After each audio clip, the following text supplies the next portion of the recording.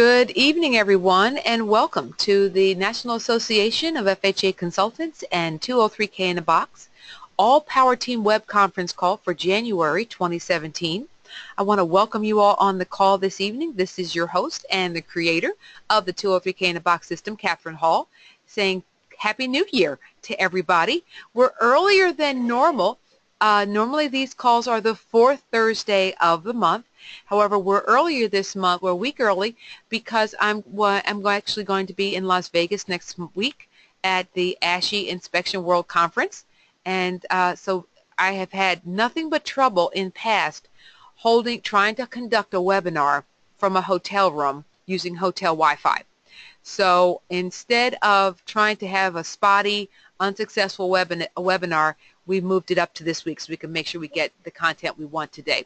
So today we're going to have a conversation about a lot of things, mixed bag. Just to let you know, we are doing an open mic night. So I want everybody to please mute yourself on your computer, or if you have very quiet background, you can keep yourself unmuted. So I just unmuted someone. So if you want to just hit the button to mute yourself, and in that way. So Tom, I just unmuted you, so if you could mute yourself.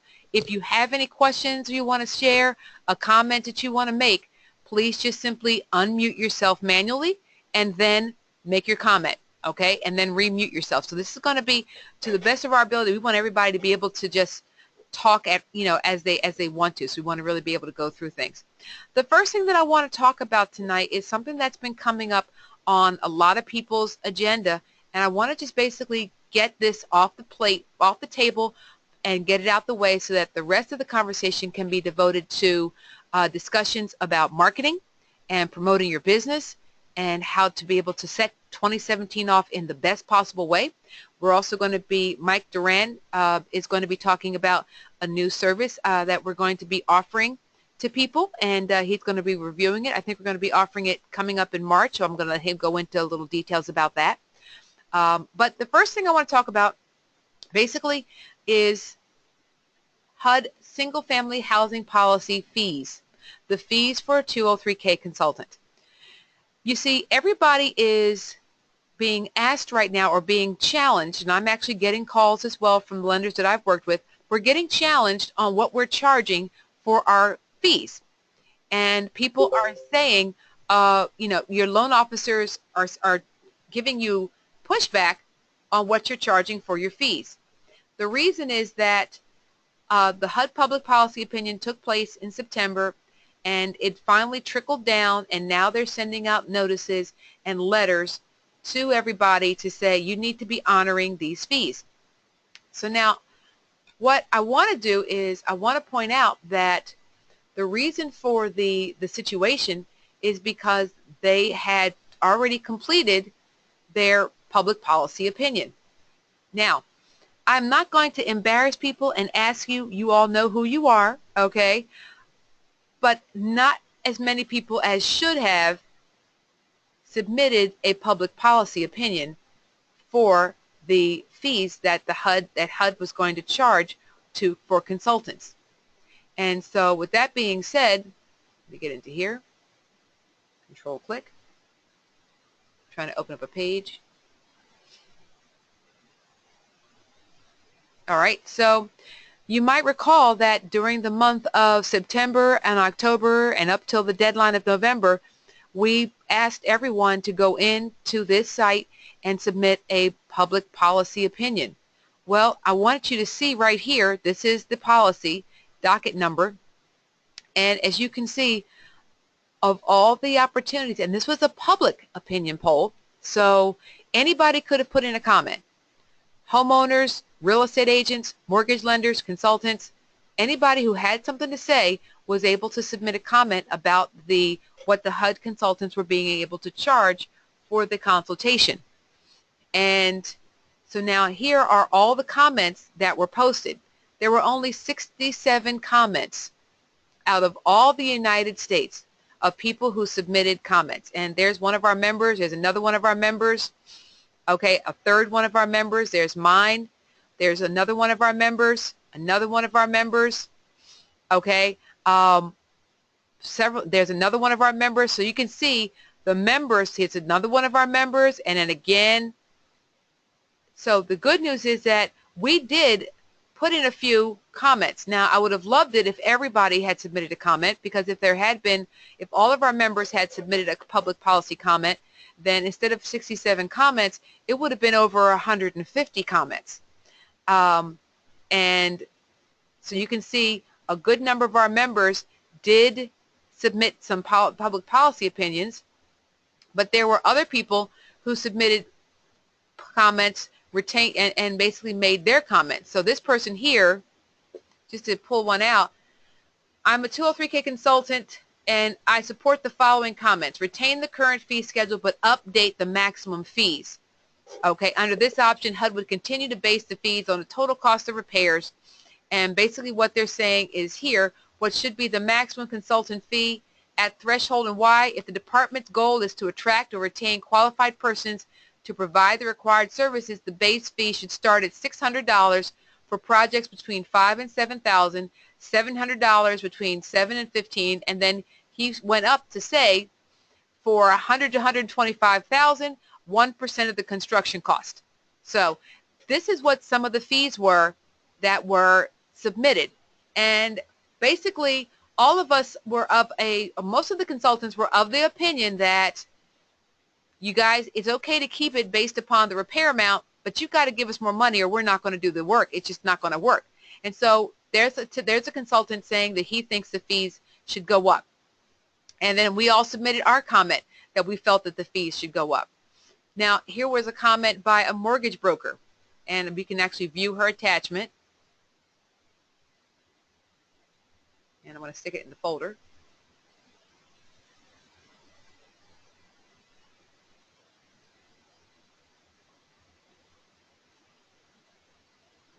There, we'll save it there. And let's open it. And so this is a mortgage broker.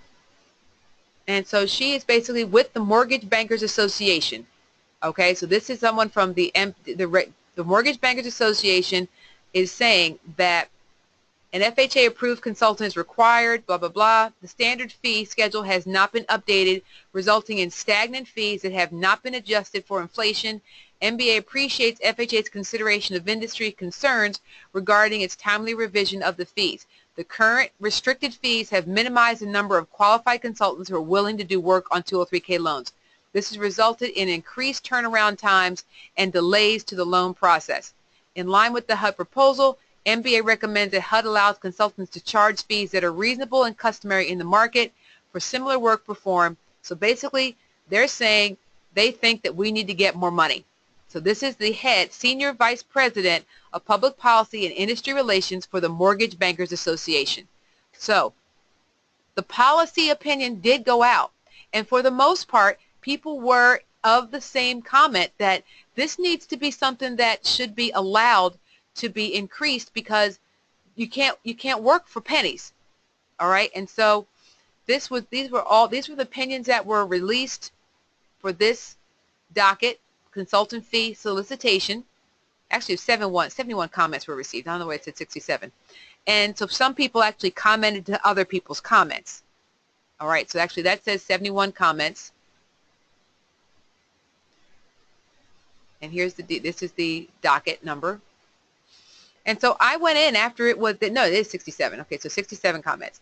So I went in and looked at all the comments, and if you notice, a lot of the comments were posted right on the deadline, okay? And I went through them, and a large number of people said that consultants need more money. We need more money.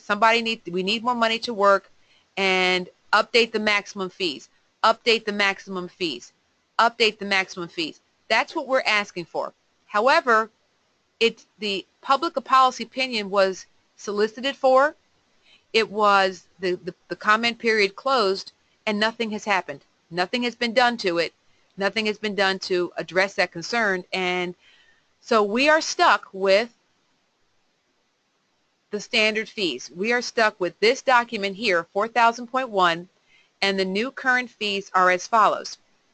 Now, before I go into the discussion of what the fees are, I want to actually show you something that where is it? Where is it? Where is it? Did I lose it? Did I lose it? There it is. This is it. The 203K related documents. So now, this actually is something that HUD created in 2015, and it tells you what are things that should be done at what stage. So here you can see at the time that the client submits his application, and here if he's going to go self-help, okay, that's what he has to submit an agreement. And if he's not going to go self-help, he has to submit a homeowner contractor agreement. And then the consultant does a feasibility study to determine if the project is financially feasible. So now you might have a situation where you have lenders that say you don't need to do the feasibility study. Well, here is a form from HUD. Okay, this is created. This is not an official HUD document, but this is actually something that HUD has indicated are the items that should be considered necessary for the 203K project, and they should do a feasibility study. Now, for the purpose of the purpose of HUD's guideline, and we've discussed this numerous times in the past, we have new members and newly certified members, so we want to make sure everybody is on the same page. The amount that you can charge for a feasibility study is $100.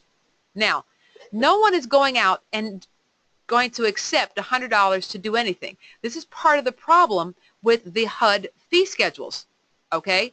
So HUD is not allowing us to charge what's reasonable and customary because these fees haven't changed since 1995. So what do? How do you get away with charging $100 for the feasibility study? You don't. You charge your normal inspection fee, okay? And what I had a conversation with one of our members this morning, and he had a great request this morning. His coaching call, he asked me, how do you convert a home inspection into a 203K? And so what we're going to do, Kurt, actually for the month of March, because February is already out, for the month of March, we're actually going to send to our diamond level and gold level members the recording of the coaching call that you and I had, so people can hear the fact that I was able to show you the type of things to say in the midst of your home inspection to be able to generate that income and get them to go with the 203K consultation right away. Okay, so that's the cool part.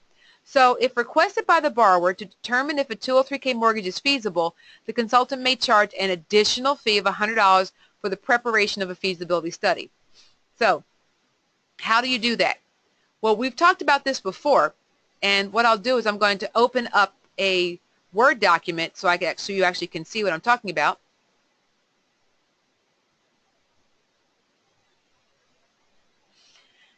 Now, when I opened up this Word document, we're going to look at the fee structure. We're going to look at how we're going to process our fees. When someone is scheduling a consultation appointment, now, you can charge them a fee, but as long as at the end of the day, the amount of money that goes on the work write-up is reflecting only what is on that HUD guideline, you can do whatever you want. So, for example, you charge the client the home inspection fee, and we've talked about this before. You charge the client the home inspection fee of whatever your fee is, and you have the right as a home inspector to state, because of the information that is provided in the home inspection report, when we actually are offering our home inspection service, we recommend that you have it because there is information in the home inspection report that is not found in the 203K consultation. And in fact, if you look at the Genesis documents that are created, it actually will show you that you actually have to sign a disclaimer that says that this 203K consultation is not in any way a home inspection, is not meant to be a substitute for one. So you get to charge that fee. So let's say your fee for a home inspection is $400. And then they're going to have a consultation. Well, you can say to them, I'm going to create the home inspection report. This is for a separate report. Now, for the consultation services for the 203K appointment, I charge $400 at the time of inspection. And this is how you explain it to them. This is for me to create the preliminary work write-up. Preliminary work write-up. I can't spell. I'm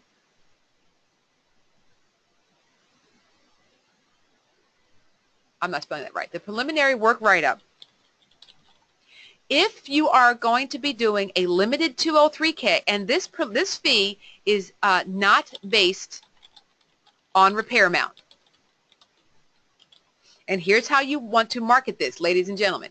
What you're going to say is that my fee for the preliminary work write-up is not based upon the repair amount. The final work write-up is. And so the good news is I'm going to be giving you, whoops, I want to go this all the way back. I'm going to be giving you this report, and I'm not going to be basing it upon what the repairs are.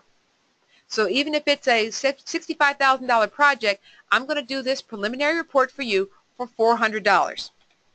Now, if you decide that you're not going to move forward with the 203K, or if the repairs are under $30,000 and non-structural in nature, and you choose to move forward with the limited 203K, this $400 is full and final payment.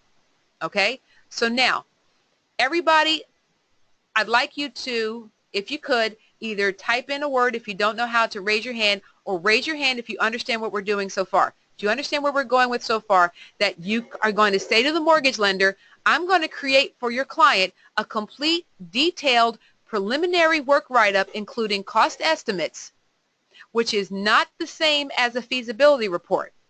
Okay? A feasibility report can be a one-page document that says, I have visited the property and I think it's feasible. That's what a feasibility report could be. And that's why we do not use the term feasibility report. We use the term preliminary work write-up. Preliminary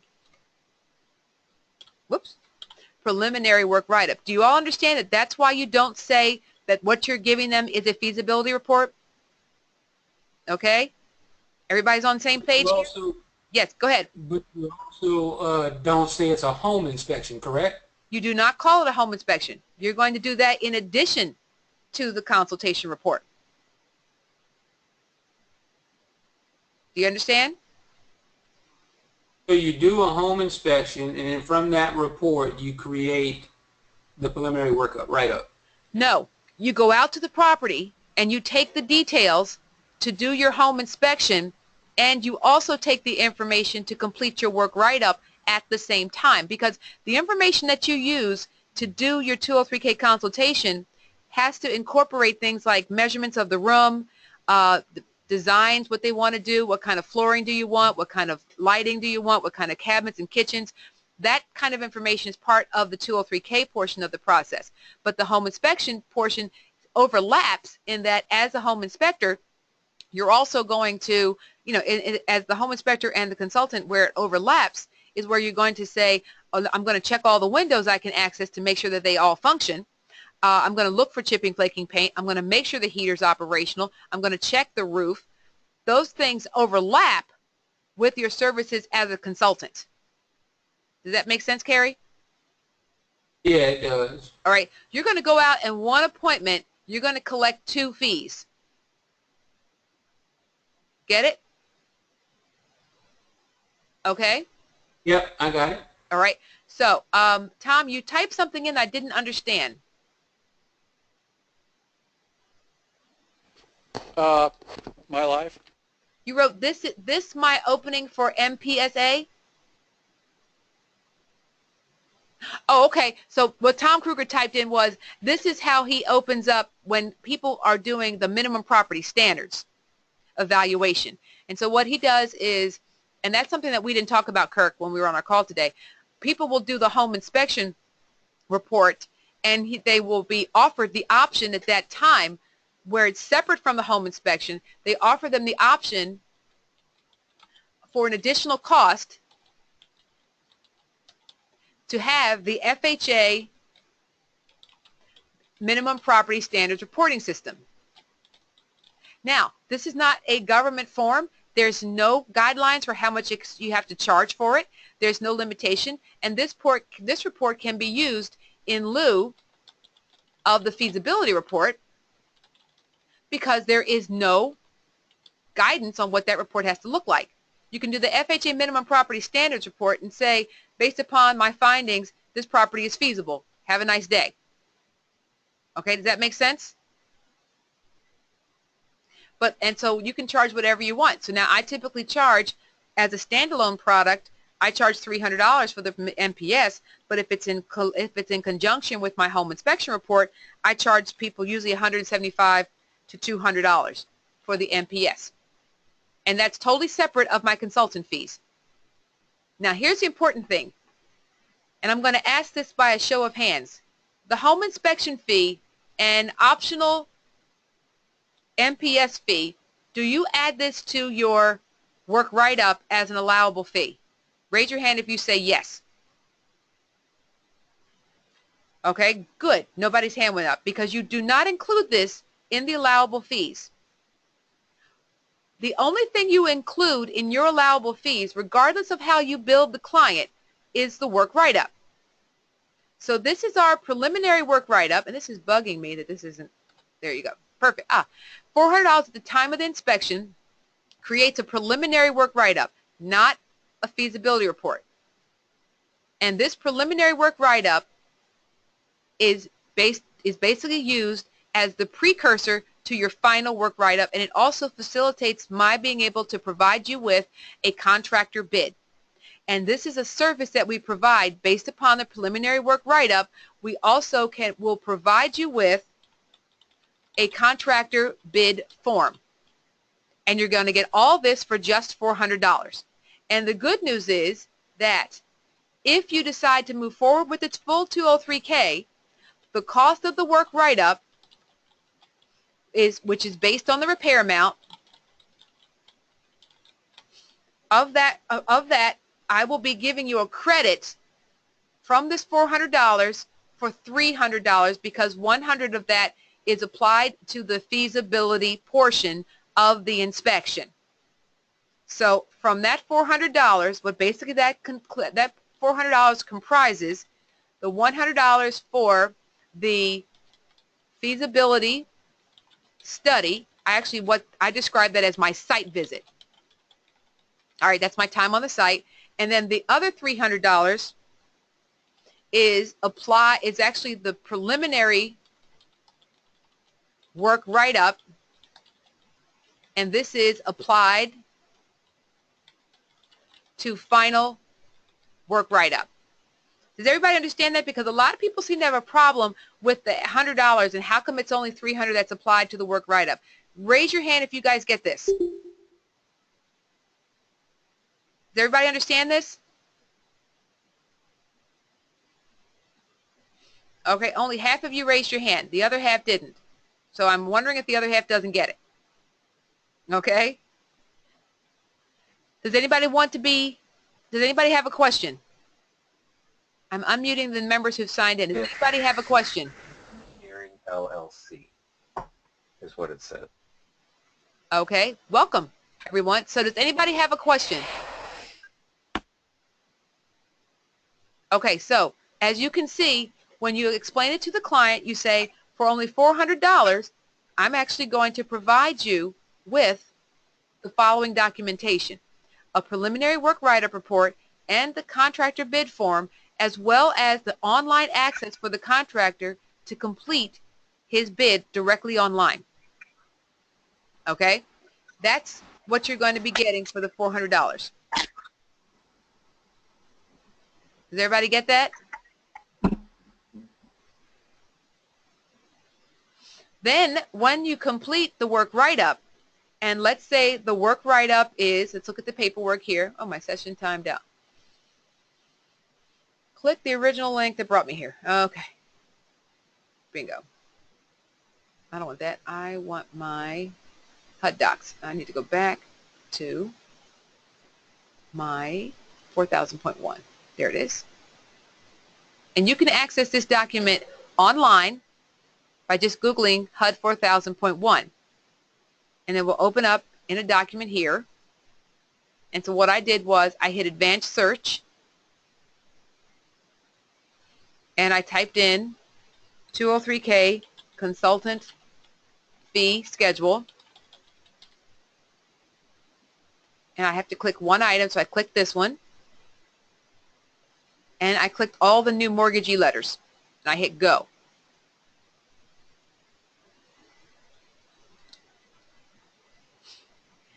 And here you can see all the things that have come through, and here you can see that this is where I went to the fee schedule, and there you can see the fees and the specific additional fees. So there's the feasibility study fee, there's the work write-up fee, the draw fee, and now you can see that the draw fee has been changed and upgraded to $350.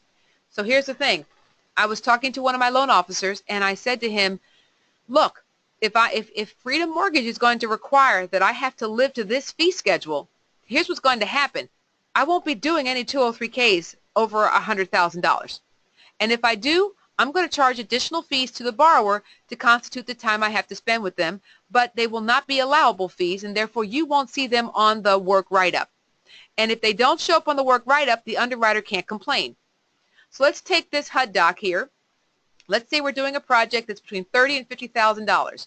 Well, according to the HUD guidelines, you can charge $700 for between $30,000 and $50,000. Now, that is a lot. That's lower than what the fees are that I charge and that I have published on the thumb drive that you all have. So if you look at the independent consultant fee schedule that I gave you back in March of 2016, you can see that I cut it off at 30 to 45,000 and I charged 750, and then from 45 to 60 I charged 800, which so basically I'm only $50 more. But where I get to be having fun is between 100 and 125 I only charge 1,000, but then from 125,000 and 140,000 I'm charging up to $1,400. So what am I going to do to get this? So let's say the project is 130,000. Okay, the project is 130,000 and it's a single family residence. According to HUD, I can only charge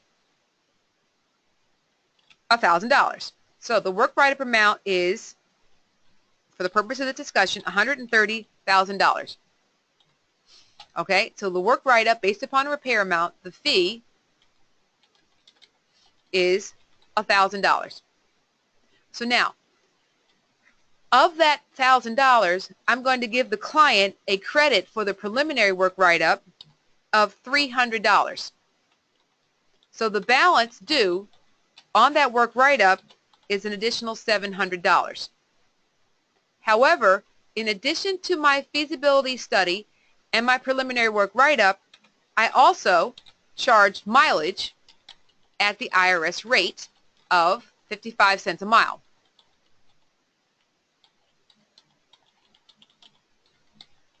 When the project is greater than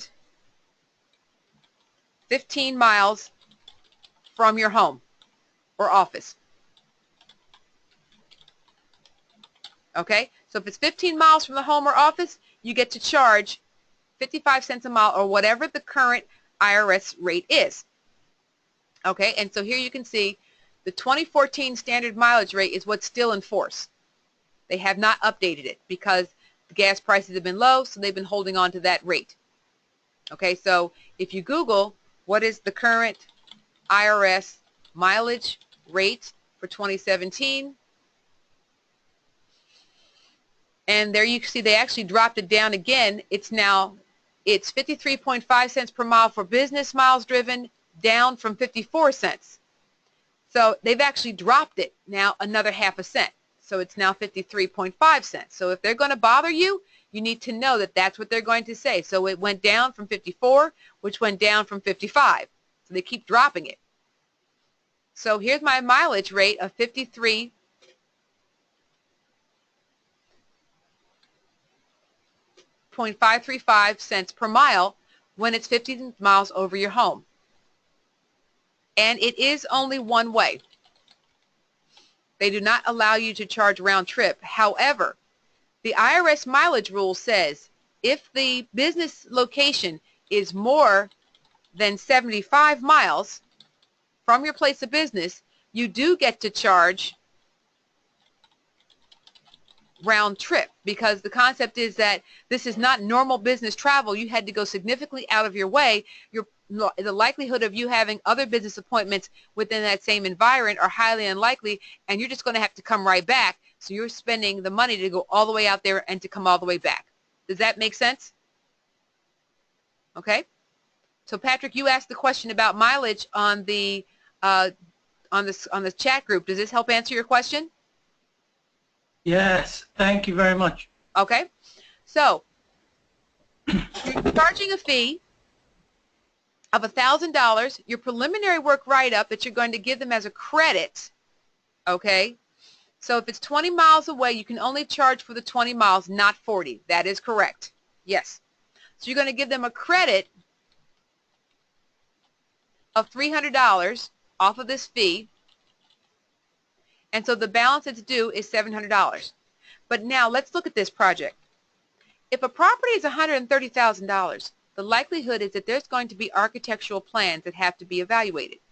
And so you can actually put into your fees an architectural plan, evaluation, and review fee. All right, and you can charge that whatever fee. If the fees are paid by the lender, how do you present it again so that the underwriter doesn't freak out? You don't put this, we're going to talk about the underwriter and what to put on your report on Genesis in just a second. So hold on.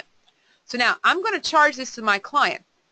I'm going to say, oh, you have architectural plans. Well, in addition to the work write-up fee, because I have to use these plans to document, I have to review them, I have to work with them, there's an additional fee that we charge of $250 for reviewing and processing your architectural plans. Okay? Now, that's paid by the borrower. All right? Now, what else can you charge the borrower for? If you look at the fee, you may charge an additional $25 per additional dwelling unit. It used to be $50 per dwelling unit. It's down to $25, and that actually is now been incorporated into the draw fee, and I'm going to go over that in a minute. So let's say this is for a two-family home. Instead of charging just $1,000, you now get to charge $1,000 plus $25 for the extra unit. Now, be mindful that I had an underwriter said you're not allowed to charge that, and I actually had to show them this page of the actual 4000.1 to shut them up, because the underwriter said you can't charge that fee. I'm like, oh yes I can, and here's where it shows it.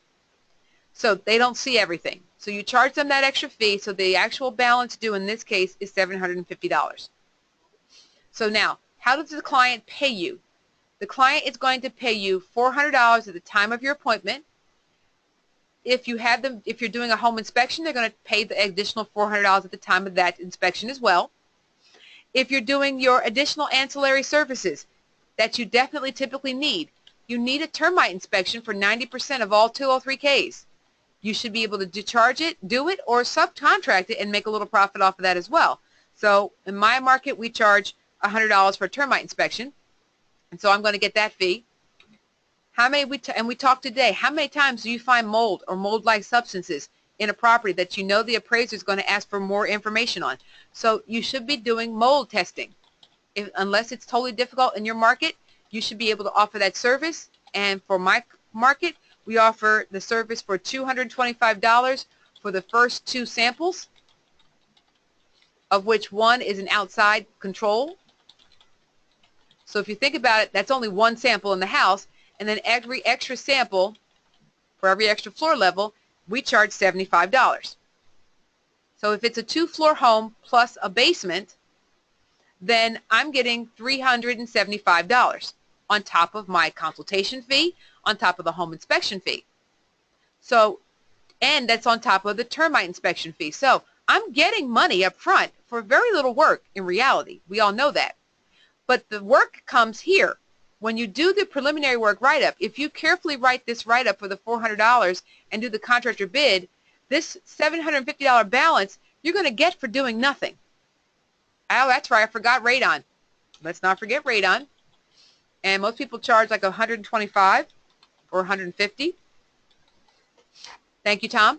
So, how many of you agree with me that you're going to do the majority of your work inside the preliminary work write-up? Raise your hand.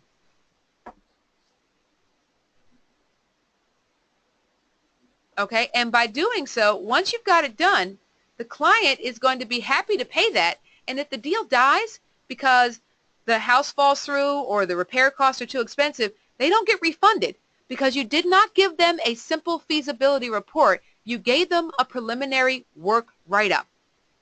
Okay, this is how you explain it to the loan officers. So, but then when you get into Genesis, here's what you're going to do.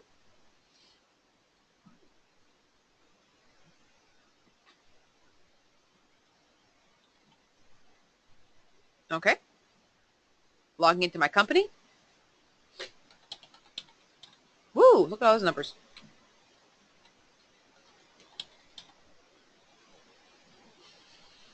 Ugh, didn't do that right.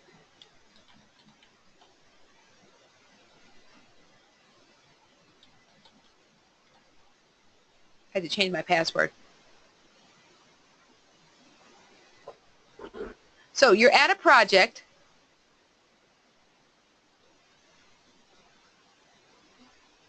Let's go to 1. Nope, that's not good. Let's see. This one will work. And you go to your work write-up. So under the fee schedule portion of your work write-up, and there was a question today, what do I do if the underwriter does not allow cost of the permits to be incorporated into the SOR? That's very unusual. Most underwriters acknowledge that the extensive cost of permits should be considered part of the scope of work. Some want to keep it, some kick it out, because if you take it out of the scope of work, it makes it so that it's not part of the mortgage per se. It's an allowable fee, and that way they can actually make the buyer's mortgage qualify more easily because it's not part of the actual scope of work. And so that might be why that lender is asking for the permits to be taken out and put into an allowable fee.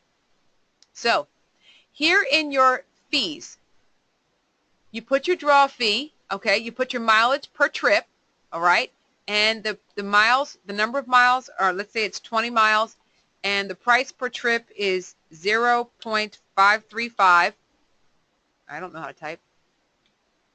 Come on. Oh, cost per mile is over here. 0.535. There we go. And so that's my price, is $10.70. My draw fees, we're going to talk about draws in a hot minute. But here's how you write this on the work write-up. Now, does everybody agree with me that the buyers don't care how it's documented on the work write-up? They know what they paid, correct? So now this client here paid a total. So the client paid in allowable, see the term is allowable fees. Here's the term that's important. What is an allowable fee? For the allowable fee, they can have the work write-up, they can have the feasibility study, they can have mileage, and they can have draw fees. There's no reference to a preliminary work write-up, so you don't put this in your final package. What you do is you simply document the fact that on the work write-up, the client paid you a total of $750 plus $300 is $1050. So for the work write-up, they paid me 10, what was it supposed to be? Balance is $775. Let's see, 100 minus, that's 725, excuse me. All right, so the balance is 725. So they paid 725 plus 300 is 1,025. So they paid 1,025, and this is for a 2-family dwelling at above 100K in repairs. The feasibility study fee, which is an allowable fee, is going to be documented at $100. The mileage, so let's say we had $10.70, so we put our mileage in here on our visit. Oops, go back here. Forgot mileage. So now that trip was $10.70 for that one trip.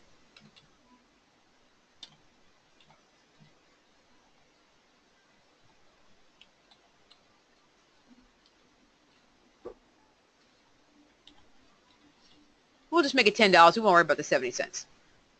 I'll take out the 70. All right. And then we'll talk about draw fees in a minute. So now the total amount of money the client has paid me. She paid me $400 She paid me another $7.25, so that's $11.25, and then she paid me $10 for the mileage. Those are the only allowable fees. Now let's say between the consultation appointment and the work write-up, the client had a contractor bid meeting.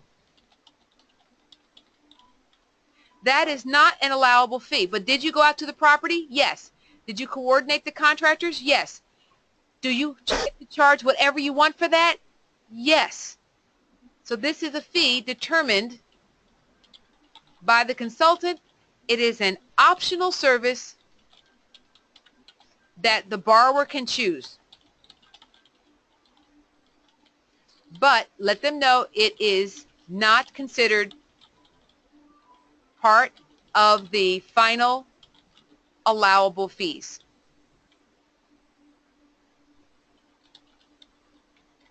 So what do I charge for a contractor bid meeting? Our number's gone up to $225. Okay, so I go out for an hour, meet the contractors and the client. I get $225 for my trouble. All right, make sense? How many's on point so far? Just say yes. You can just talk. Just say yes. Yep. Okay, so Yep. does this appear on your work write-up? No. Do you No. still get to charge it? Yes. You talk to the mortgage lender and you say, look, I don't have to do this for your client. I can just give them the work write-up and the contract, the preliminary work write-up and the contractor bid. I can sit back and wait for them to try to find a contractor, try to explain to him the 203K process, try to get them to go into Genesis and submit the bid, and you're going to have, your loan is going to take 4 to 5 weeks longer than you think it will be to close. Or the client can pay me an additional fee of $225 that can then, for that money, I will schedule and introduce her to qualified contractors. I'll facilitate the meeting. I'll provide access to the property from the listing side as needed. And I will be there to help the borrower meet with these individuals and answer any questions either side has about the process. And I will also require that the contractor submits a bid on a specific deadline, thus moving your project forward.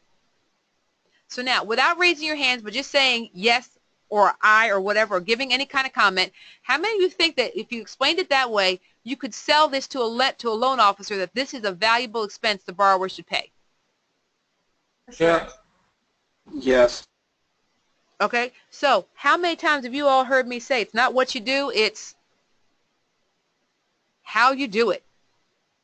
So if you don't just want to put on there, I'm charging your client $225 for a contractor bid meeting.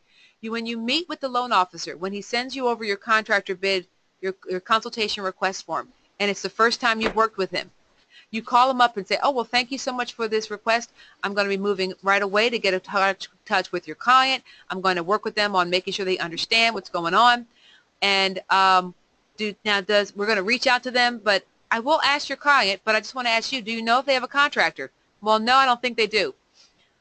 Well, I'd like to ask you if you would feel it would be a good idea for me to offer to your client my contractor bidding service. Well, what's that? And then you go into it. For just $225, this is what I do. Or for $200. I'm sorry, go ahead. Someone had a question or comment? No? Okay, we'll keep moving on.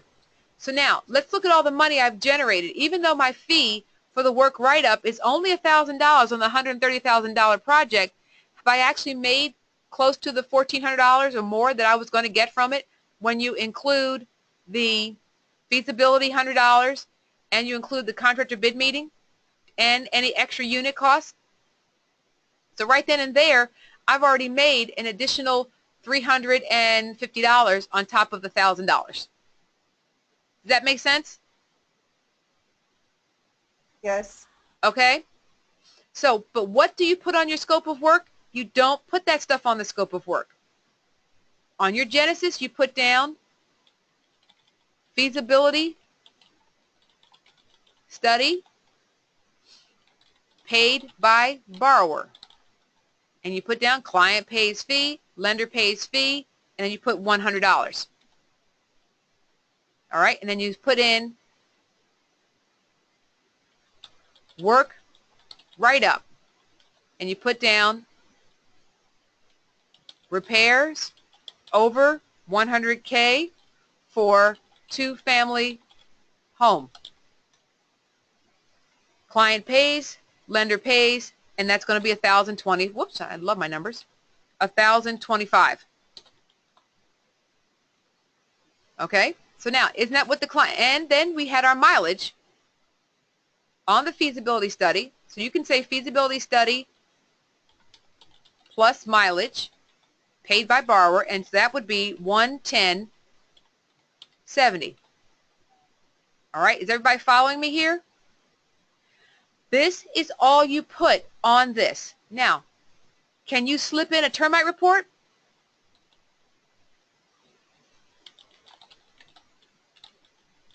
As an allowable fee? Yes.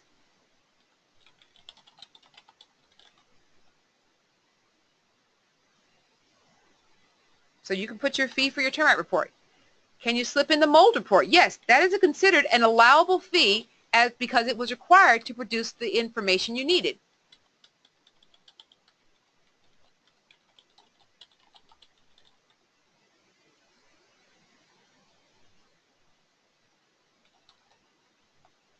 Could you put asbestos test? Yes.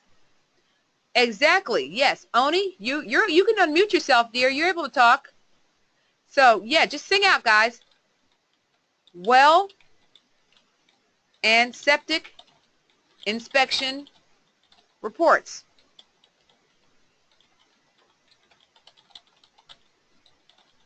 Paid by borrower. $650. Now, here's the situation. If you have a client who is low on money, remember all these things are added to the mortgage. All these expenses are added to the purchase price of the house on top of the SOR, the specification of repairs. Okay? So now let's talk about draws. It's a two-family home. Normally I would charge a $200 draw fee, plus I used to charge $50 for every additional dwelling. HUD says now in this document, still up, that the consultant may charge for each draw fee a fee that is reasonable and customary for work performed in the area where the property is located, provided the fee does not exceed $350. So now, what does that mean to me? Well, it means that if I can't get the money before closing, I'm going to get it in my draws. So what we have done is I have increased my draw fees. So now I'm charging $225 plus the $25 for the extra unit. I don't have to put that in the paperwork. That's just how I'm calculating it. So now I'm charging $250 times, let's say, 4. So that's going to be an additional $1,000 added to this borrower's mortgage. So here we have my draw fee. It's going to be $250, 4 draws, and there's my $1,000. So my total allowable fees is $3,208. On a $130,000 project, that's not too bad. I'm not complaining about that. How many think that when you break this down, that's not bad? Okay? What matters and what's going to make it work for you is the draw fees. If you take care of your paperwork correctly before closing, your draws will move like butter. That's where it comes in. So here you can see that the fees that we must live with are these. So if anybody says to you, that's, you can't charge this, you can't charge that, just go to 4000.1, type in allowable fees, and search for consultant fee schedule. Now, change order fees. You get to charge $100 per change order, but that does not get included as an allowable fee. That is deducted from the contingency reserve. So after closing on a $130,000 project, I'm probably doing 6 draws really for a job that large, but let's just work with that. So my change order fees, so now if it's a $130,000 project and just using the HUD minimum of 10%, even though I don't know any lender that's going to let me do a $130,000 project without making it at least 15%, but let's play the game. So if I'm doing a 10%, that's that is another $13,000 in contingency. whenever I do a change order, I'm charging $100 in the form of a change order form. And I'm going to show you what that looks like in a minute. So let's say I have 4 change orders. Well, that's an additional $400 I just earned. But that doesn't show up on here. That doesn't show up on Genesis. Where is it? There it is. Doesn't show up on here, but it shows up at the end of the day. So then this project just went up from 3,200 to 3,600. Does everybody understand? What you're doing incorrectly, some of you, is you're documenting this report and you're writing preliminary work write-up, contractor bid meeting. Those are terms that don't show up on the allowable fee report, so the lender is not going to let you get it, and he's going to kick back your file. Keep your fees restricted to those fees that are listed on here. Okay? Does that make sense now? All right? So, next issue, the draws. As I just said, you're allowed to charge up to $350 per draw. Now, and you don't get to add additional dwelling unit fee increments. That's built into the fact that that's what you're going to be charging by going up to the higher number. So you do not get to charge additional dwelling unit fees on the change order, on the draw fees. Okay? Now, what I want to show you here, just real quickly, is if you click this here, update the history and show you what it was before. Before, it said the consultant may charge $100 on the draw fee. That's it. Then they updated it when they changed the HUD fees, but they left this as an archived. So that was what it was on June 2016. Then in September 14, that's when they changed the draw fees. And so that's what this is, the most current information in the file. Okay? So if someone's looking at this and they accidentally hit this button and it shows them that other numbers and they say you can only charge $100, it means they're looking at the wrong form. Okay? So now we are all hoping and praying that HUD is going to respond to the HUD public policy opinion that they submitted. So far, I've sent emails and everybody's basically saying we're keeping our head down until after the election to see what happens. I am hoping with all my heart that while there will be a shakeup at the highest levels of HUD, I'm sure you all know who the new HUD the new Secretary of Housing and Urban Development is. Is there anybody want to say who that is? Sorry? It's Dr. Ben Carson. And so far he hasn't said anything really complimentary about HUD. And he doesn't really seem to be all that interested in it, unfortunately. And so my concern is that I'm going to have an uphill battle getting anything across that will make it so that we can actually get money from us, because it would have to be signed off by the Secretary of HUD. Okay, so again, it took us 8 years to get to the place where we could get people to recognize we needed more money, that small businesses were suffering under this law, and now we're possibly going to be set back. So I needed you all to understand how to be able to charge fees so that you can be able to be successful when you're out doing the 203Ks. Okay? Does everybody get that? Yes. Okay, so now what I'm going to do is I'm going to save this and I'm going to send this all to you as a document that you actually can print right now and keep it with you so that when you're looking at this document, you actually know what you're looking at. Okay? So I'm going to send this over to you right now. And the next topic I want to talk about is marketing. I also had a very wonderful conversation with Kimberly McCauley about her making her marketing efforts really outstanding in her 203K business.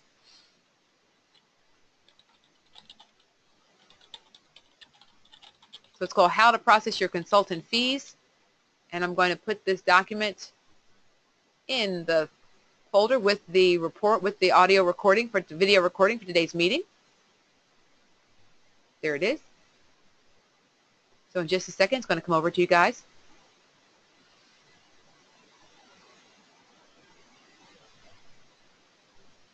It's a Word document.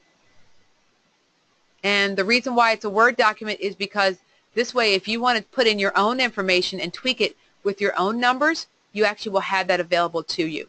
So I've made it as a Word document, not as a PDF. So you actually can put your own fees, for whatever fees that you charge, excuse me, for your termite inspection or for your mold inspection, whatever you want to charge, that's what you can put on there.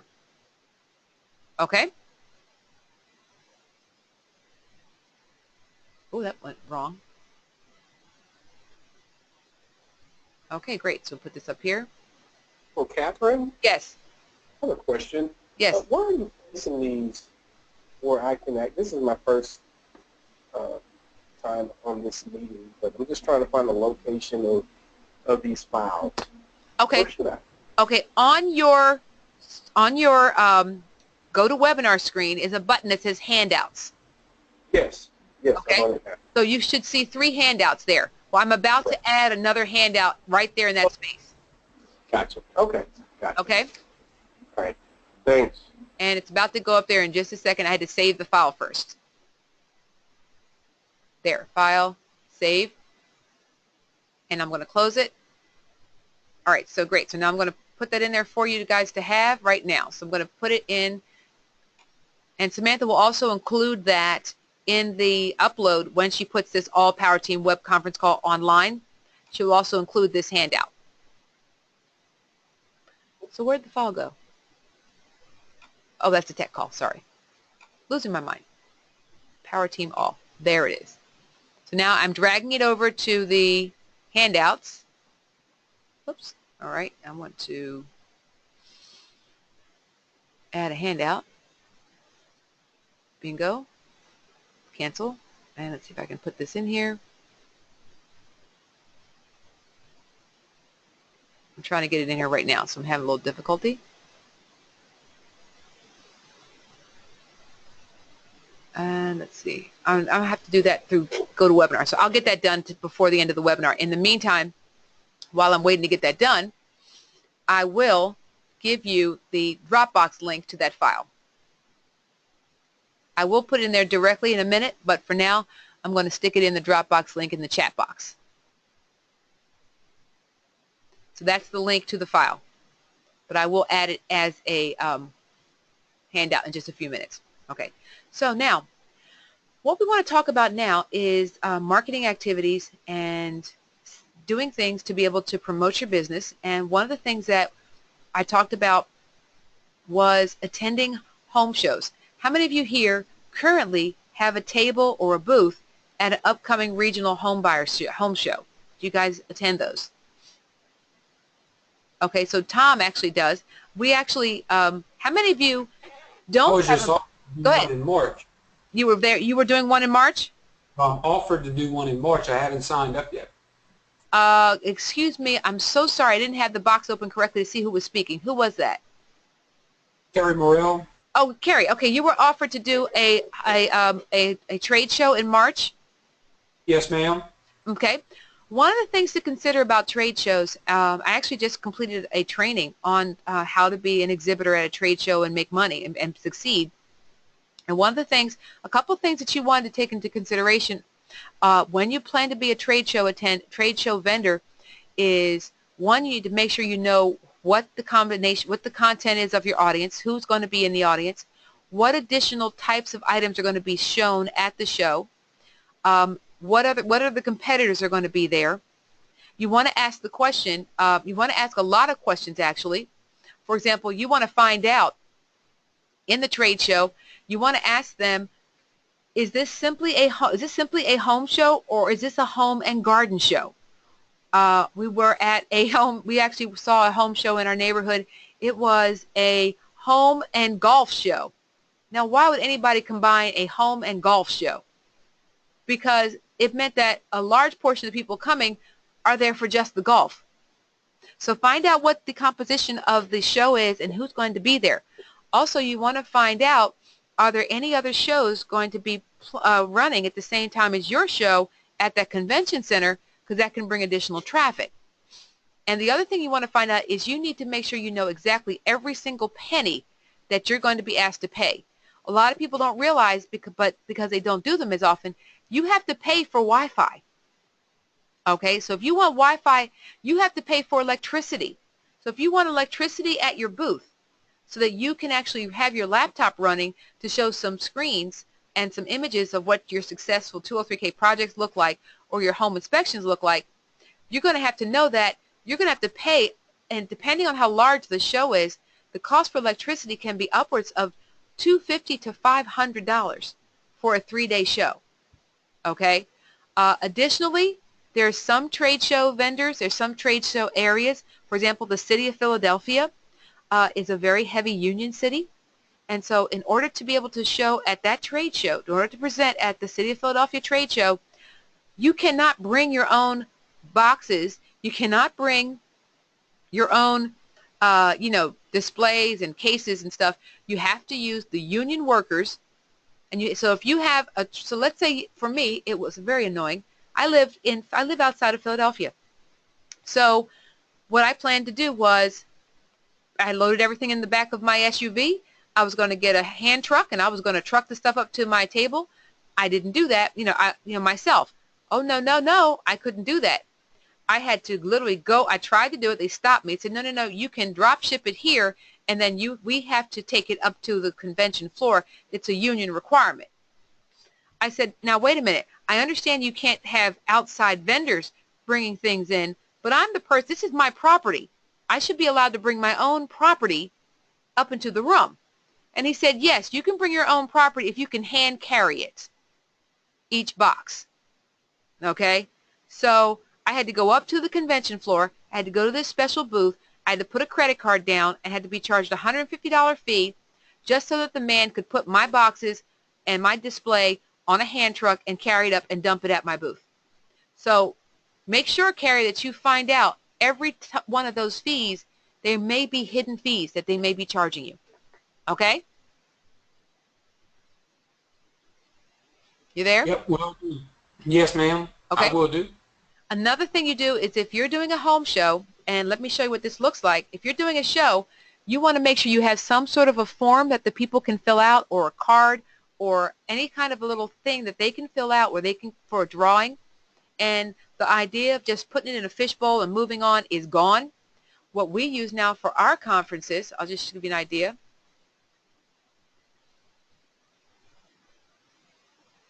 And where'd it go?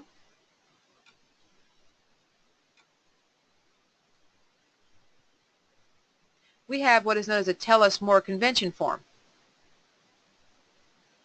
And this prints two on it. This prints two to an 8.5 by 11 sheet of paper. And what we do is we fill this out at the show and staple the business card of a person who comes, because 90% of the people who are coming have business cards. But if they don't have business cards, you don't want them to have to fill this out. This would take a whole lot.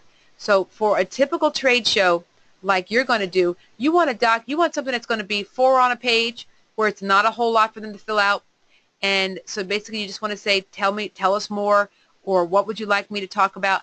And you give them something to fill out, and in exchange for filling it out, you give them a gift. So you're going to have to make sure you have a scoochie. We call them scoochie.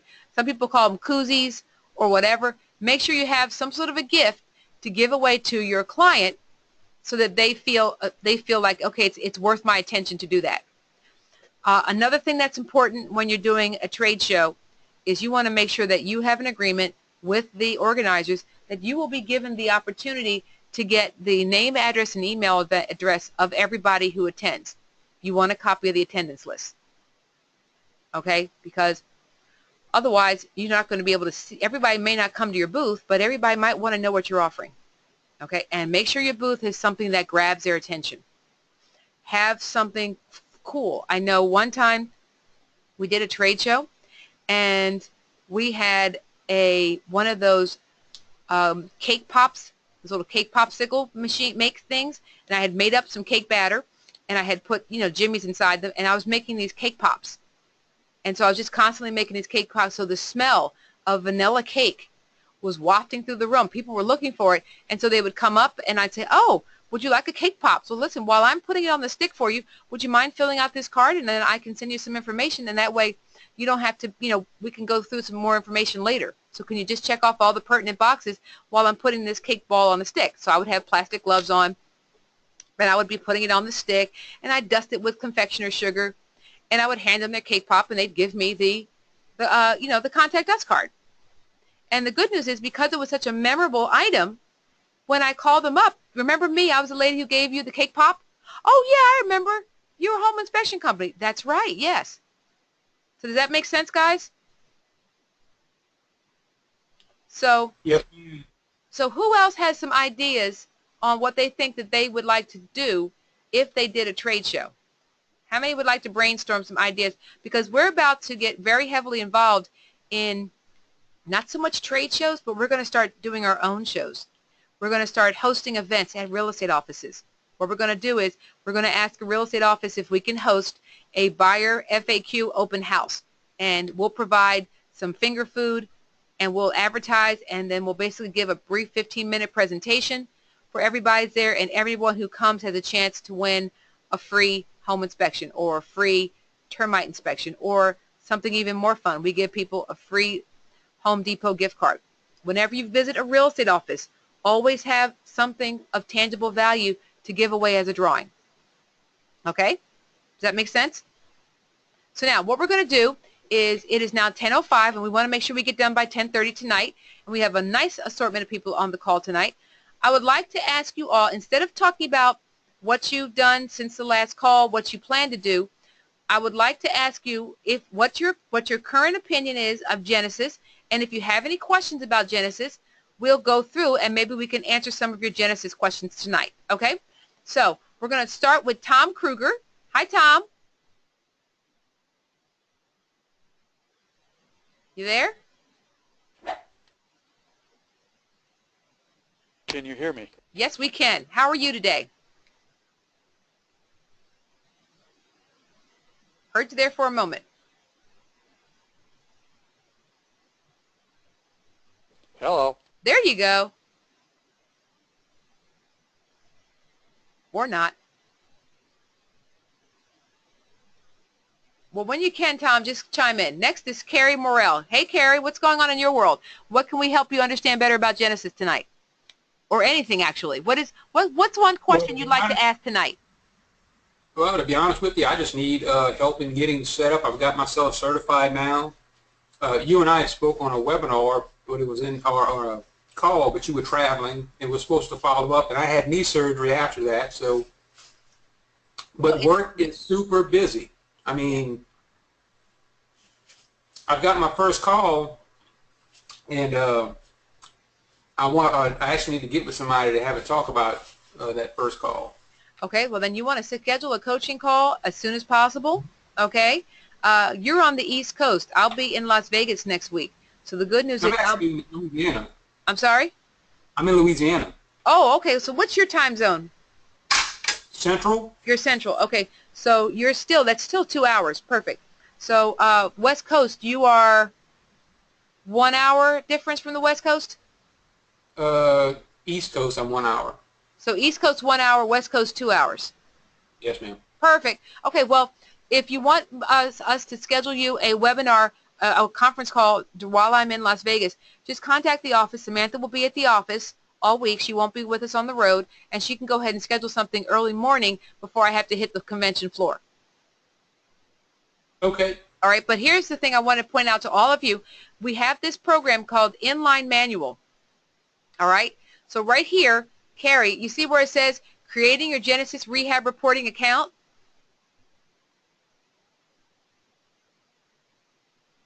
There it is now. Okay, so you see where it says Inline Manual on Genesis? Yes, ma'am. Okay. Right here where it says creating your Genesis Rehab Reporting account. This is called a walkthrough. And what that does is it actually will take you step by step. So you see it will highlight and shade the rest, and it tells you exactly what to do. I've already got my account set up.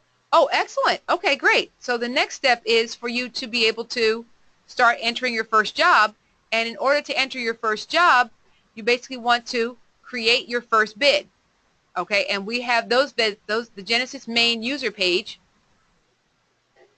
All right, and so that actually shows you how to log in. So I'm going to go back to the home page. And I've even got myself my own employee account, I guess, if you will. your consultant account. Fantastic. Perfect. So all you have to do, so here's where this actually will walk you through what you need to do when you're moving forward. So use the inline manual to assist you with questions that you have, and we're adding new questions every day. So how to change it from this or that, and we also have a very vibrant help menu that it tells you exactly what to do. Okay? Okay. How do I add a consultant to my company? How do I set up my Genesis account? How do I log into Genesis? How do I do my ISN integration? How do I... That's what I'm really interested in. So all this is here. A lot of you haven't tried to look at the help screens. You've been just basically sending a Skype message to Howard, which in many cases is fantastically easy to do, but he does travel, and he's actually promoting another software, so he's on the road, and so he's not available to take our questions. But here you can see processing draw requests, creating a new project. It's right there.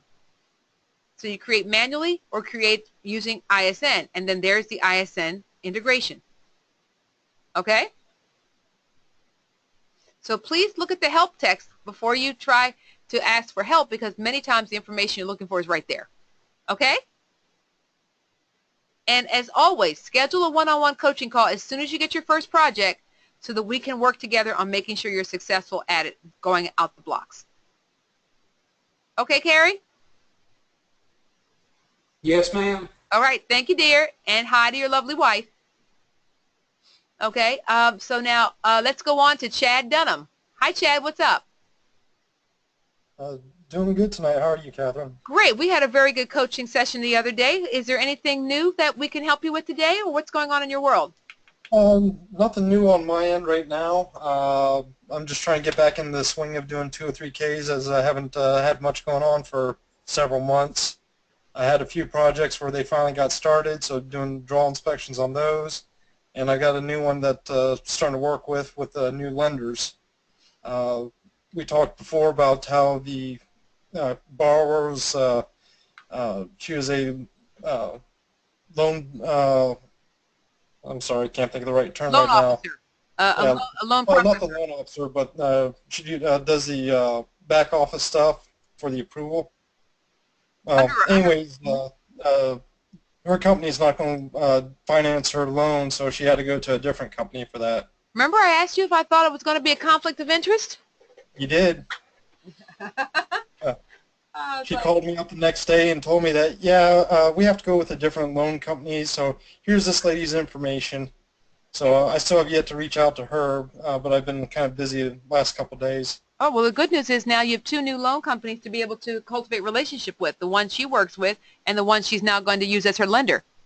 Correct. The current one is out of Chicago, which is 3 hours away, so I don't really have FaceTime, but I could still reach out and talk to him that way. Absolutely. Very good. Perfect. All right. Way to go. Thank you, Chad. Thank you. Gerald Reese, unmute yourself, Gerald, and tell us where you are at in your world. I know I finally got those docs to you now that I've got all my files undestroyed. Thank you so much, Catherine. We're really just been focused on building a business, and one of the questions I have is not really, one thing about Genesis is it seems like you can get blocked or stopped if you don't have the right data. You can't go to the next screen, and I know that's probably just to keep us out of the weeds and make sure that we get everything completed properly. But in some instances, I know it seems like, man, I wish I could just work around this as much as I can, and then work to the center. But my real question to you is focusing on the marketing to lenders in my market. Coming up with a regularly scheduled marketing plan where we're touching these lenders to get more business. Well, I was just trying that is what I was going. I actually went overtime in my conversation. I'm going to cut myself off. And one of the things that we are going to be doing, and I'm going to let Mike Doran take over in a second. So Mike, get ready. And Mike, is your screen ready? Because I'll let you share your screen. You can show the flyer. We're actually going to be providing a new marketing resource that's completely done for you. Because yes, you should touch these lenders, and you don't necessarily need to touch them every week. It's not like real estate agents. The transactions have a slower pace. So every couple weeks is really more than enough. And what we provide you as far as success supplies, if you give the success supplies and you come back 2 weeks later and say, hey, I wanted to see if you needed some more success supplies, if you needed some more flyers or just for funds for the people coming in to do closings to play with, so I'm stopping by to drop those off. So Mike, are you ready? Yes, I am. Okay. So are you ready for me to see if I can make you the presenter? I'm not 100% sure how to do that. So I do it. Is your screen ready? Okay. Is your Yeah. You have the flyer up on your screen? I got, yes. All right. So I'm going to make you the presenter. So Mike, take it away. Go, Mike. Go. Perfect. Mike, go ahead. I can't hear you talking. Mike, can you talk now? All right, so how many of you can see his screen? Everybody can see? Okay, you can? Okay, Mike, can you talk, Mike? All right, well, Mike is having some technical difficulties, so I'm going to go ahead and I'm going to share this information with you. So basically what it says is, so how many of you actually, when you get your success supply packets in the mail or you get your email notifying you that the success supplies are ready for viewing, how many of you actually look at them?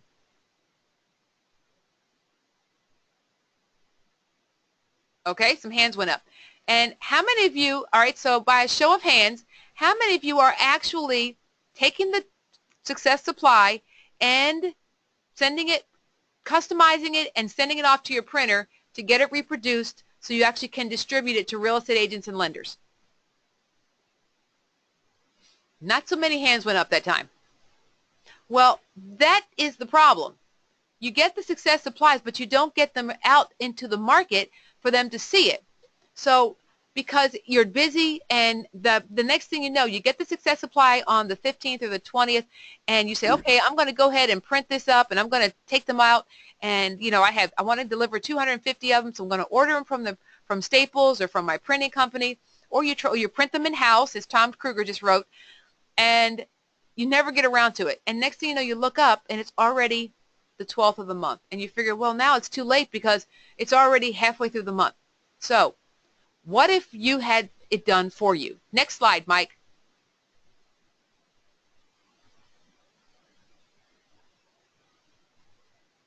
So what we're doing is, do you have the other picture of the flyer? What we're going to be doing is we're going to provide for all of our members the ability for you to get your success supply customized for your personal company and created, printed up in quantity, and delivered to you at the same time as you get the success supply.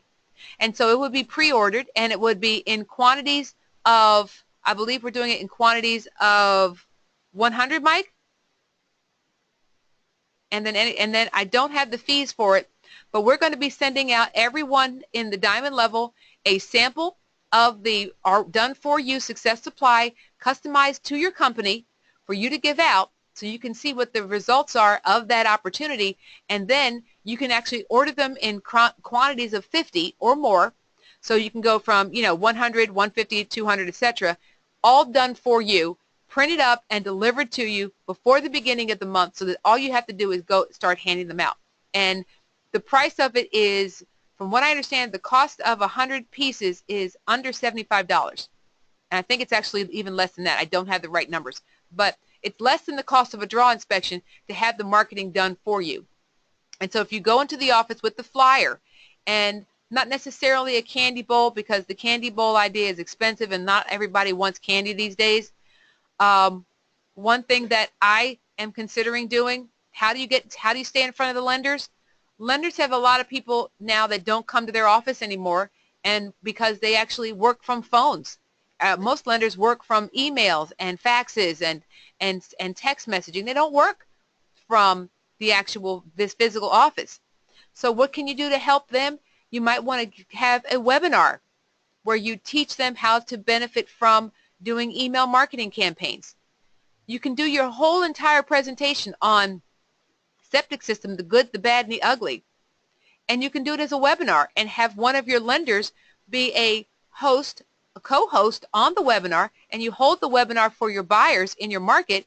You invite the lender to be able to participate on that call, and he will be given, you know, a slide of his own. You're going to share information. You'll share his information with everyone. You'll share him your list of attendees, and you send out emails to all of your contact list, and then you basically can alternate lenders every month. You can do a different webinar every month, and just an educational topic: 203K, termites, home inspection, water and mold, radon, what to do about roof leaks, what to do, how to know if a property is going to have a problem with the AC. You can use any single element in the home and turn it into a very successful 45-minute prep webinar with just some photos from recent home inspections, and then you spend 5 to 7 minutes before the presentation and 5 to 7 minutes toward the end talking about your business, and then letting the lender talk about his, and there you've got a 1-hour webinar. So Gerald, an opportunity for you to be able to grow your business without even leaving your office is having webinars. Had you ever considered that? I never thought of it, but it makes a lot of sense because you're right. More and more people are working remote. So I'm actually going to be visiting real estate offices in February with a lender. She called me up the other day and said, Catherine, I'd like to take you out on the road with me and to do office presentations for 3 offices, and I'd like you to come in and speak on my radio talk show. Radio talk shows, podcasts are also getting huge. In the Success Apply for February, you'll be receiving a printed copy and the audio recording of a radio interview that I did with one of our members, Aubrey Kahn, with his radio talk show, which was KORL 660 AM in Florida. It was a 2-hour, it was 4 hours. Was it 2 or 4 hours? I think it was 2 hours. It was a 2-hour radio program broken up into 8 15-minute segments. And I can't tell you, yes, thank you, Mike. I will take it back from you. Let's see. Hang on, let me get it. Thank you. Good. Show my screen. Great. I had 8 15-minute segments. I did 2 hours. It was played in November, and I found out that it was played, it was rebroadcast twice since the webinar, since the first time I did it, because of the great response from the audience. I had no idea people listen to radio that much, and they do. And I gave my Skype address and my Facebook address, and I got people from Florida saying, hey, I'd like to learn more about 203Ks. I'm not in Florida. I'm listening here in Georgia. So you might want to consider doing your own internet radio show or a radio TV show and have a guest. So there's a lot of free technology-related marketing activities that you can do without even leaving your desk. So those are just a few of the ideas. Does that help? Question, Catherine, about the internet radio. I haven't done it before. I guess I need to start with just Googling, but did you have any reference points that we could use to maybe start driving to that space? Well, the first thing you might want to consider doing is setting up a YouTube channel and having and posting like a YouTube video. Okay, so Gerald, what's your company name? EDP Engineers and Inspectors.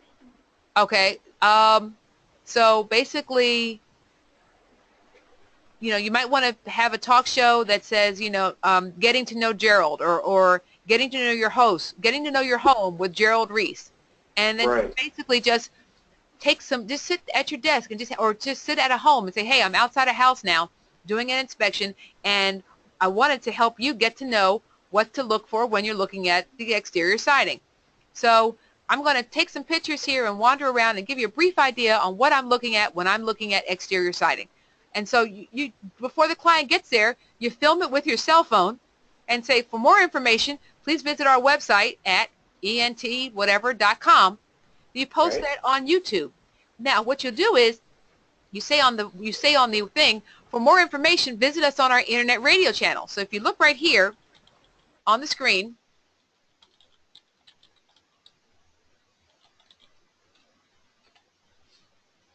so right here is internet radio is basically how to set up a rate, how to get your own internet radio station, how to get free internet radio stations to take your story. Okay, that's a great thing. Kurt, why don't you just go ahead and say that? You unmute yourself, Kurt. Go ahead and say it out loud. Hello? Go ahead, Are you Kurt. talking to me, Catherine? Yeah, go ahead. Okay. Say what you said to me. Also, talk to some of your agents that you're already doing inspections for and find out if they're doing their own radio program. I had one here. She's interviewed me several times. I did one today for her. And we're scheduling to do one next month to talk about 203K consulting. So, yeah, so find out who has one. Like I said, there's a mortgage lender who has her own radio station. She's called The Mortgage Mom. And I'm going to be on her radio show on February 8th. But here you can see you can start your own radio station for free, or how to get on them. It's right here. Free internet radio. How to make a free internet radio station on YouTube. So you can do it that way, or you can do podcasts, free podcasts, okay, or you can do YouTube videos, or what's really popular now is Facebook Live. How many of you just seen some of my Facebook Live posts when I'm traveling? Where all of a sudden it'll say Catherine Hall is about to go live on Facebook. People will look at that. And if you direct people to your Facebook page and you say, okay, this is Kirk Watson. I'm here at this property, and I don't know if many of you have ever seen one, but here in the basement they have a cistern. And a cistern is a open area in the home that holds water for a well system. Now, I say cistern because I just saw one recently. Can you imagine? They still have them around. And they're no longer used. They're no longer used except for, outside watering of gardens and things like that, because it's not considered well water. But this is what a cistern is. And so for more information about cisterns or anything else related to homes, please visit us on the web or check me out on my Facebook, and then you just post it. So start using the technology. Start doing the things that are low cost, no cost. A webinar they're free webinar services. You don't have to pay GoToWebinar prices. You can do one for free. Trade show booths is on the opposite spectrum of the marketing scale because it's very expensive. Okay? And you really need to make sure the most important thing about any kind of a live event, either it's a trade show or a real estate office presentation, whatever you're doing that you're capturing contact information for follow-up later, please make sure you have a plan for how you will massage those contacts after the event, because there's nothing worse than doing a trade show, and I'm guilty of it because we did a trade show last month, a very expensive trade show at the Atlantic City Convention Center. Okay, we captured about 65 business cards, and I'll be honest with you. Actually, no, it was in the middle of December. It was in the middle of December, right before Christmas. It got 65 business cards, and I'll be honest, I haven't called a single one of them. So those leads are getting colder every day it passes from the event. So make sure you put together a plan for what you will do to market to those people once you meet them at the show. Are you going to send them an email? Are you going to invite them on your webinar? Are you going to let them know about your radio channel? Are you going to introduce them to your podcast? Are you going to send them a newsletter? You're going to drop by their office? How often are you going to do that? What are you going to do month 1? What are you going to do month 2? What are you going to do month 3? How are you going to keep them coming back to you? What can you give them? Can you give them something for free? Okay? So those are some of the things that you want to think about when you're planning any kind of an outreach campaign. Is that consistent? Even if it's once a month, be there every month.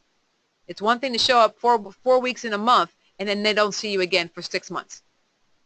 Okay? So make it sustainable, consistent, and sustainable. You can sustain once a month. You may not be able to sustain once a week. Does that make sense?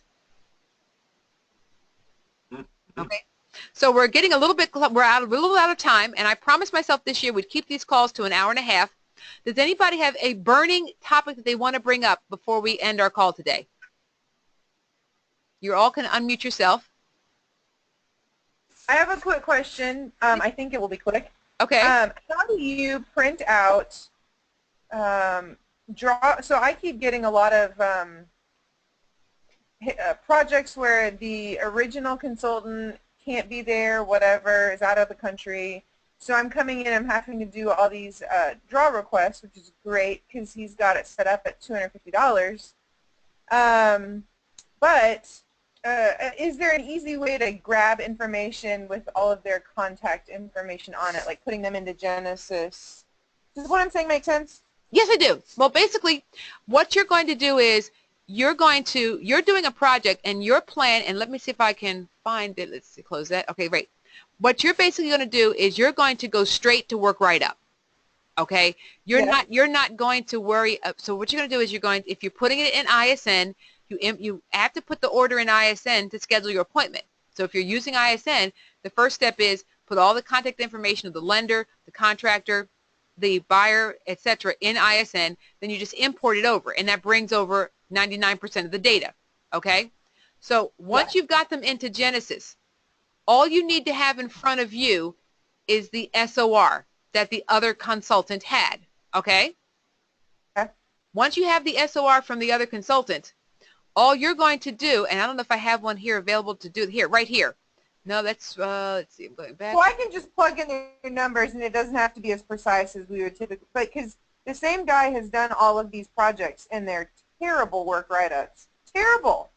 Okay, so now that raises the question. So now, if it's a well-written work write-up, okay, so let's see, let me go to here. I'm going to go to somebody else. Hang on for a second. Hang on, let me get this open. Correct. I want to show you what.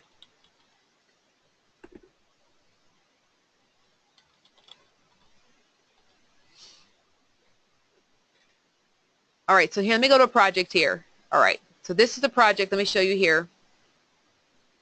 If you've got a work write-up of any kind, the question is, all you have to do, let me go backwards here. Oops, go back.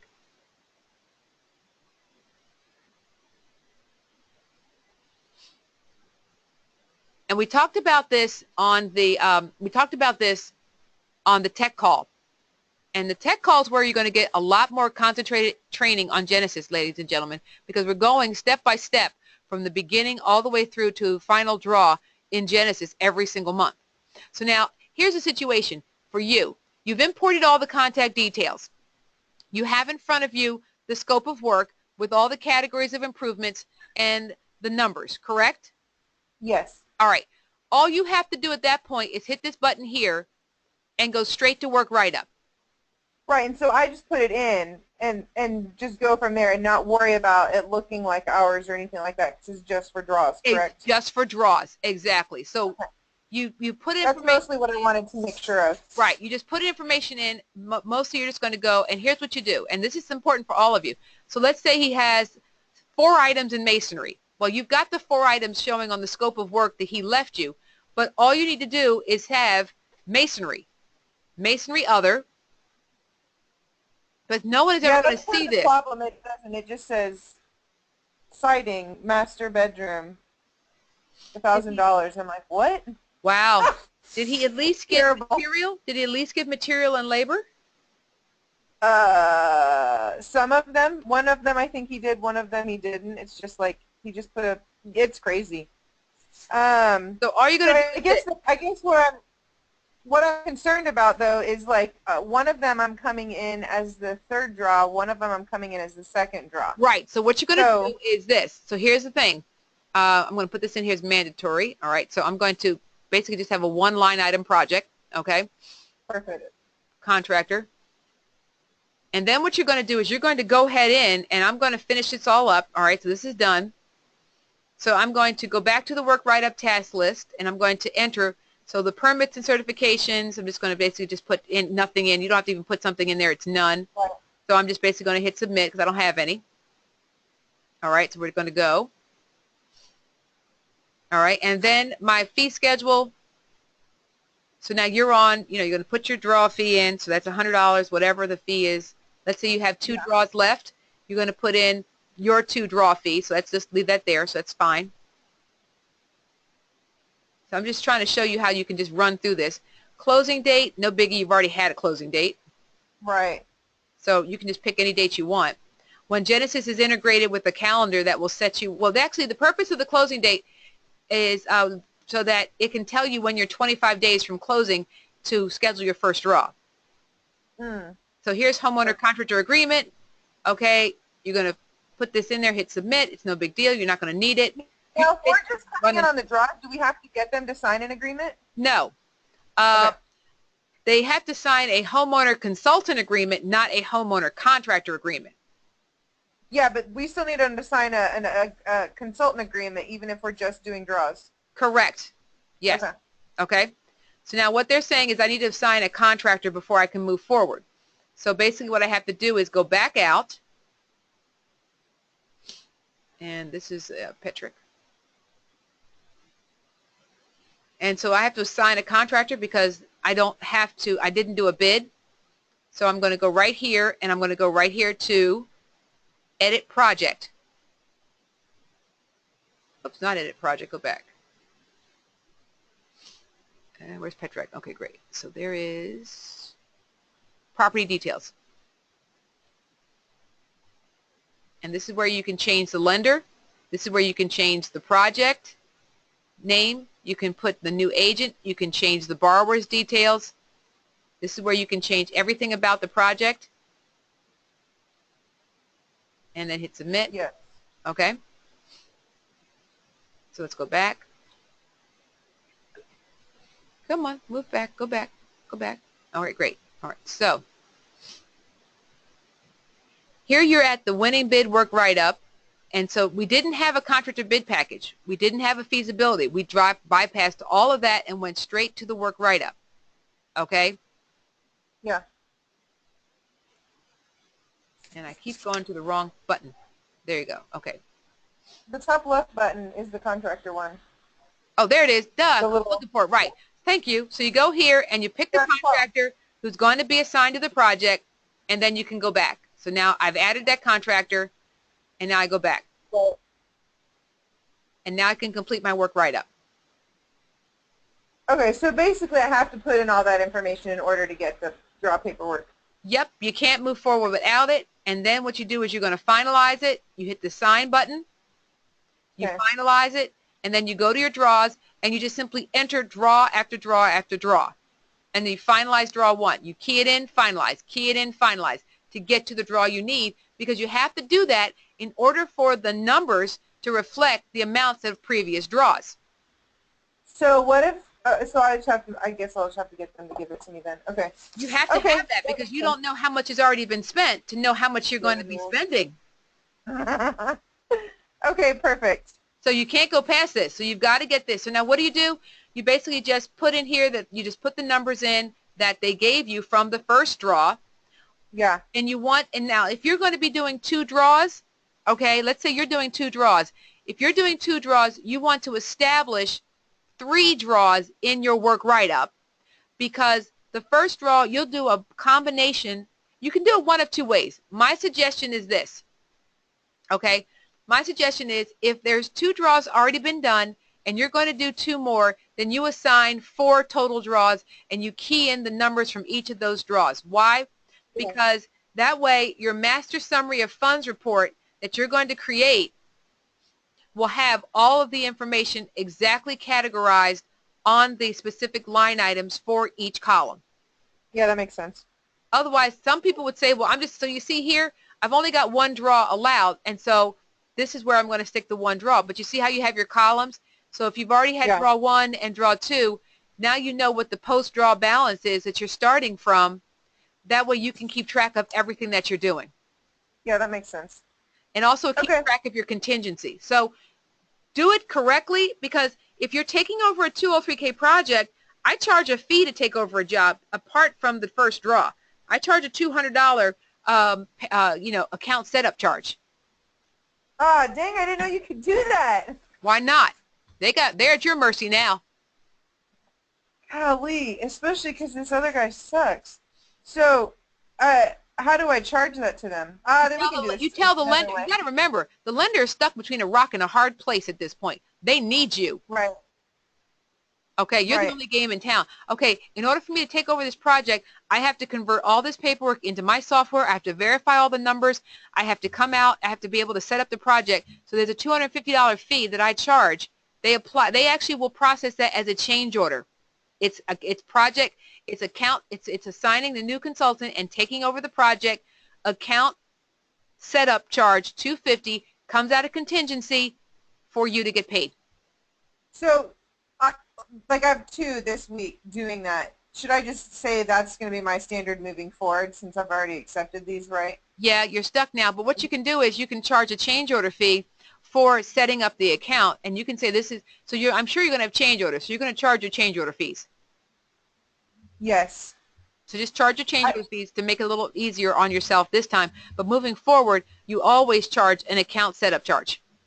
Okay, didn't know that. Perfect, thank you. Okay, great question. I'm sure everybody else, I'm sure there's other people who benefited from that information. So does anybody else have any comments or questions? We have some people we haven't seen on the calls for a while. Steve Whipple's here. Hi, Steve. Hi. How are you? Welcome to the call. You there? He muted himself. There you go. Yeah. Yeah, there we go. I muted myself. Way to Hi, go. Thanks. Thanks for being on the call today. Yeah.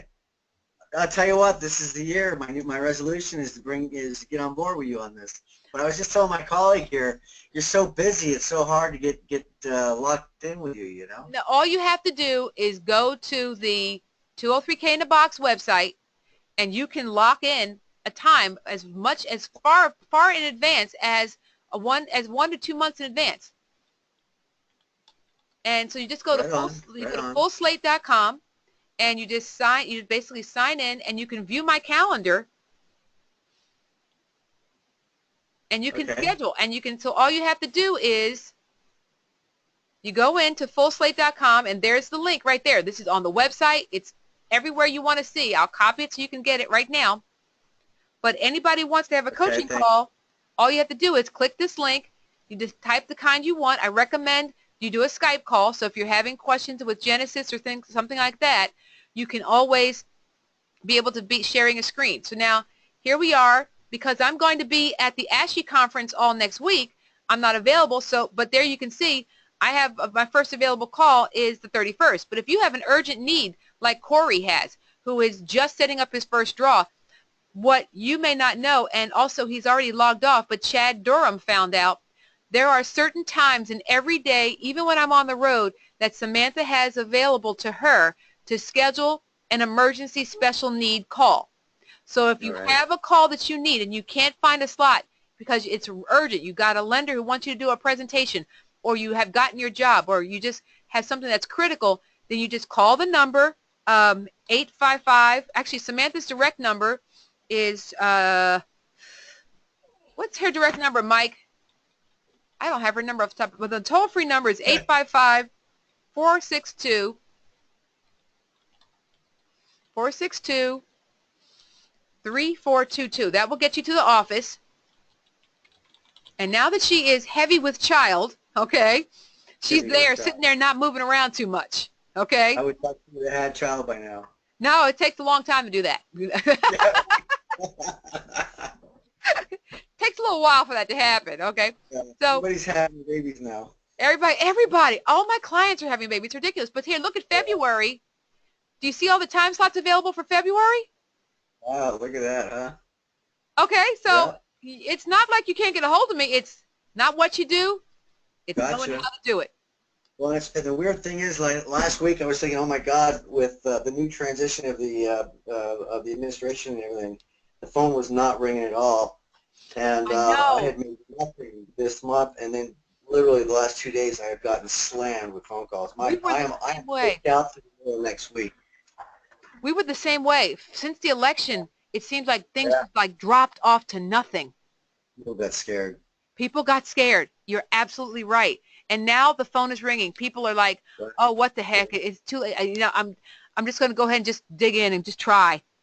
Right. And hopefully that's the way it's going to stay. He did a nice little TV thing on the tube tonight, and I think that kind of made people feel a little bit better. He sees the military actually supporting him, so that's a good thing. Oh, God, help us all. So, I mean, I was not thrilled. How many of you heard 2 weeks ago when he tweeted that he was going to abolish HUD? I know. It's like, We are were you just tripping? talking about this when we were meeting. We were talking about Ben Carson. Yes, well, It was crazy.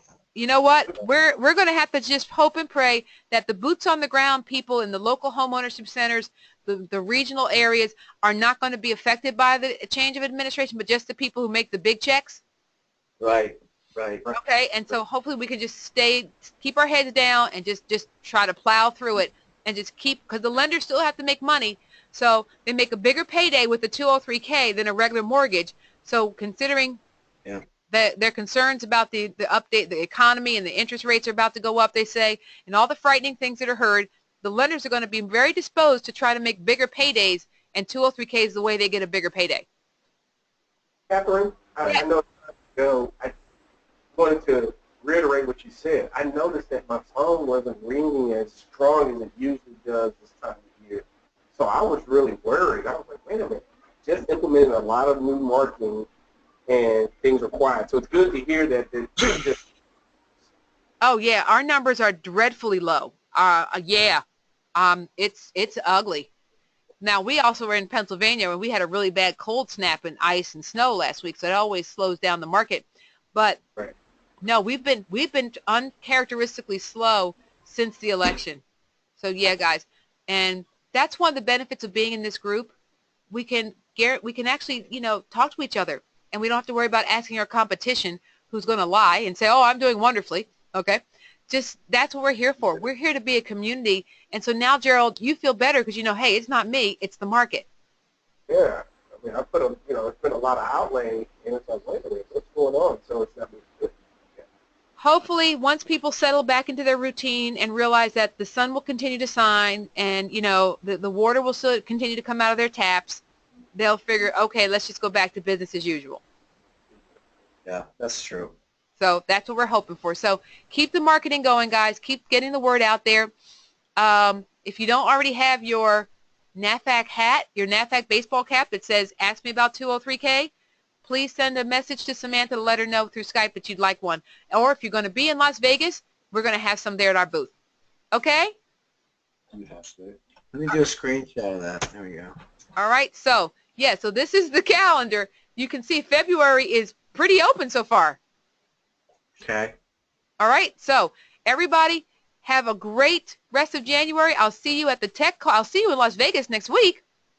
And those of you who are going to be at the ASHI Inspection Conference in Las Vegas, please come to our booth. We want to get a head count as soon as possible because we want to take you all out. Okay? That's next week? It is next week. I'm booked, unfortunately. Fortunately. Fortunately, there you go. Well, somebody has to go to Las Vegas, and it's going to be us. All right? What do you guys do once a year? Seems like you were just out there. No, I wasn't out there, actually. I haven't been out to Las Vegas in over a year because they no longer had the inspection conference. So time flies. That was over a year. That was a year and 3 months that we were in Las Vegas in October. They didn't have it this past year. Nathan was out there. You know what I'm talking about? Nathan, what's his last name? Thornburg. Yeah, we didn't make his event because there was a conflict. We had another event, so we had a conflict in the schedule, so we had already had a prior engagement. Okay, all right. All right? So I will talk to you all, guys, the second Thursday morning, 8 to 9:30 a.m. Eastern Standard Time. I cannot stress enough. Be on that call. We're going through Genesis. We're going through booking inspections. We're going through doing your 203Ks from the day one. Be on that call. The next month's call is going to talk about the preliminary work write-up, how to write it like a consultant, not like a home inspector. Okay? All right. Talk to you then, everybody. Take care. Have a great day. Thank you. Bye-bye. You too. Like a consultant, home inspector, what does that mean?